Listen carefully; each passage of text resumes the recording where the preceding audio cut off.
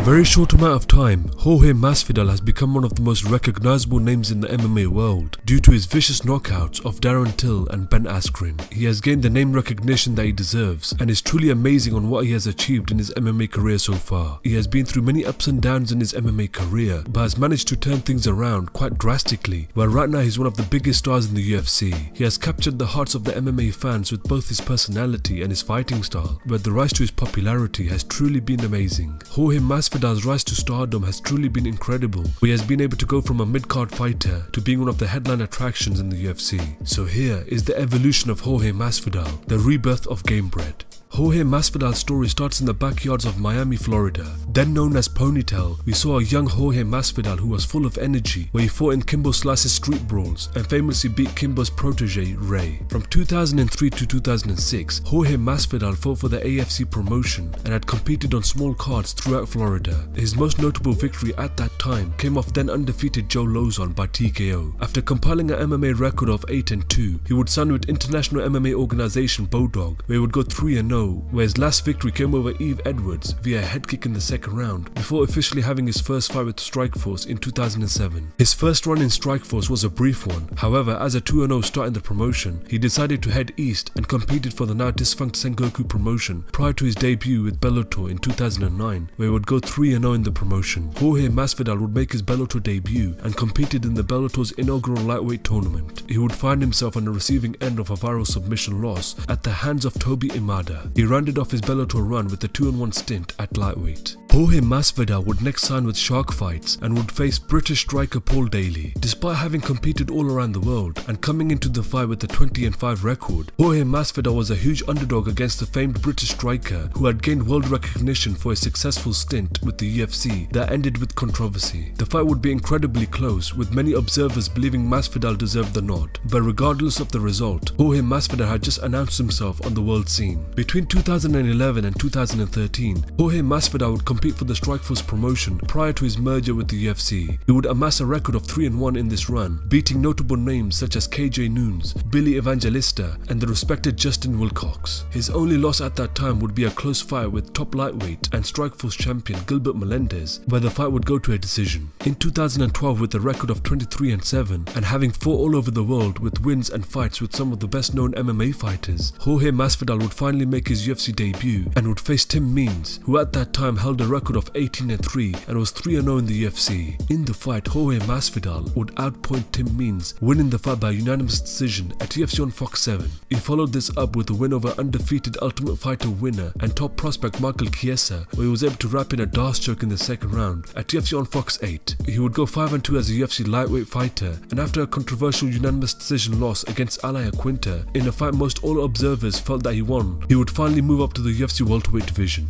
In his return to the 170-pound division, he would face Cesar Ferreira at the Ultimate Fighter 21 finale, where he would violently finish him by TKO. He would next lose close split decisions to Benson Henderson at TFC Final 79 and to Lorenz Larkin at TFC Final 88. He would bounce back with a unanimous decision win over Ross Pearson at TFC 201 and next pulled off a TKO finish over Jake Ellenberger at the Ultimate Fighter 24 finale. Coming into 2017, Jorge Masvidal was on a 2-fight winning streak, as he had won a 3-round unanimous decision over Ross Pearson at TFC 201 and a TKO victory over Jake Ellenberger at the Ultimate Fighter 24 finale. He would next get matched up with Donald Cerrone at TFC on Fox 23. Donald Cerrone had looked like a phenom in the welterweight division, where he had finished Alex Oliveira, Patrick Cote, Rick Story and Matt Brown. The momentum Donald Cerrone came with was very intense, and this did not intimidate Jorge Masvidal one bit, where in the fight he would finish him by TKO in the second round. He would next be booked to face Damian Maia at TFC 211 in a title eliminator bout. Damian Maia had looked very impressive in his fights, where he had dominated his opponents purely with his jiu-jitsu skills. When both fighters met at TFC 211, Damian Maia was able to have success in securing takedowns and tried to attempt many submissions, but the defense of Jorge Masvidal was tight and was able to defend the submission attempts. After the 3 rounds, the split decision was given to Damian Maia, who would receive the next title shot. Jorge Masvidal would next face Stephen Thompson at TFC 217.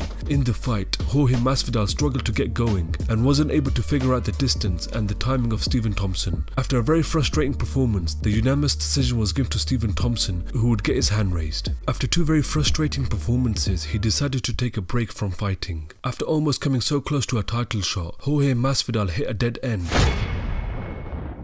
and it was at this moment he knew things had to change. This moment was perfect to cut himself from the MMA world. A time to think, a moment to reflect, a moment to clear the mind and to fully re-evaluate what was actually going on. Fighting at a professional level can be a challenging process, no matter where you are in the rankings. It can be a very stressful time. Just imagine distancing yourself from your family and the worldly surroundings to fully focus on your opponents for a number of weeks before coming face to face with them in the octagon. Sometimes the result won't go the way you would like it to, and you have to start from the bottom once again and to repeat the same process over again. The fight life has many ups and downs, where only the strong have persevered from losses to gain UFC glory. These fighters took the hard way of facing the best fighters, but they saw the light at the end of the tunnel and they kept pushing until they got what they believed they deserved. The time away from the sport gave him the opportunity to free his mind, recover from the strenuous hard training and give his body the opportunity to have a full recovery. He was able to detach himself from the world, leave behind the distractions, all of the hardships, the struggles, all the bad memories. His hiatus away from the sport gave him a moment to learn and to recover both mentally and physically. After a year out of the octagon, he re-emerged as a new man,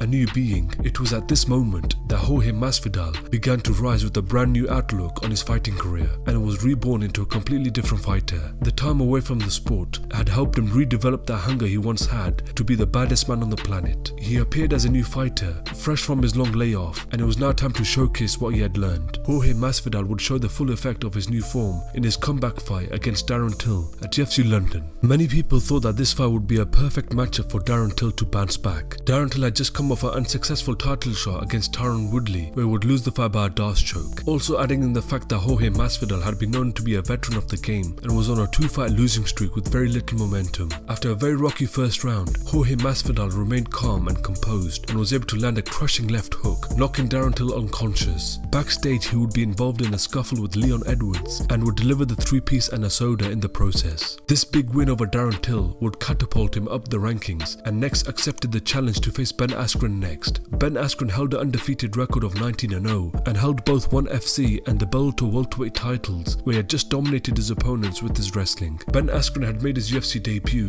and amazingly pulled off a bulldog submission victory over Robbie Lawler at UFC 235. Ben Askren had created so much attention in the welterweight division, where many had him winning UFC gold after a few more fights. After Jorge Masvidal's impressive win over Darren Till, Ben Askren had his eyes set on a potential fight with Jorge Masvidal and started to trash talk him into taking the fight. Jorge Masvidal would accept the fight and they were booked to face each other at UFC 239 in a 3-round welterweight bout. In the fight, it would only take Jorge Masvidal 5 seconds to end Ben Askren with a Cuban missile, which he borrowed from his good friend and countryman Yoel Romero and sent him into the shadow realm in a matter of seconds. This broke the record of the fastest knockout in UFC history and sent shockwaves throughout the world. Jorge Masvidal had just flatlined Ben Askren, who had dismantled all the fighters he had faced in different promotions and built up a reputation as being one of the best fighters outside of the UFC. And here came Jorge Masvidal and just took that away in just 5 seconds. It was one of the most shocking upsets to ever happen in the UFC, which left MMA fans in a state of shock. Jorge Masvidal was able to change his career with a big finish over a respected name and became a big star overnight. He was able to make all of this happen due to the newfound motivation inside of him and showed the world what he's truly capable of. His time away from the sport helped him gain the hunger he once had for fighting, to rise again, and was reborn as a new being, which was on full display in both of his recent fights. In Jorge Masvidal's unexpected rise, we have learned that it's not about how many times you lose, but it's how you come back from these losses as a much better version of yourself and go out to shock the world. Jorge Masvidal has turned things around for himself quite drastically, where it will be interesting to see where this newfound popularity takes him in the world of MMA. Thank you so much for watching. If you liked this video, please make sure you hit that like button. And if you want to see more videos like this, please hit that subscribe button and the bell to be notified when we post videos. Special thanks to Man for Combat for helping me write the script. Please check out his channel. He does some awesome fight breakdowns. The link to his channel will be in the description below. So that was my video of the evolution of Jorge Masvidal, the rebirth of Gamebred. Let me know your thoughts and comments in the section below. Also check out my last list video where I talk about the 10 fights to make after UFC 243, Whittaker vs Adesanya, and my other list video where I talk about the 10 times trash talking went too far in the UFC. Please do let me know what improvements I can make, and if you want to see another video like this for another fighter, in the comment section below. And also let me know if you have any other ideas for top 10 MMA or UFC lists in the comment section below. I appreciate your support as always, and I'll catch you guys next time.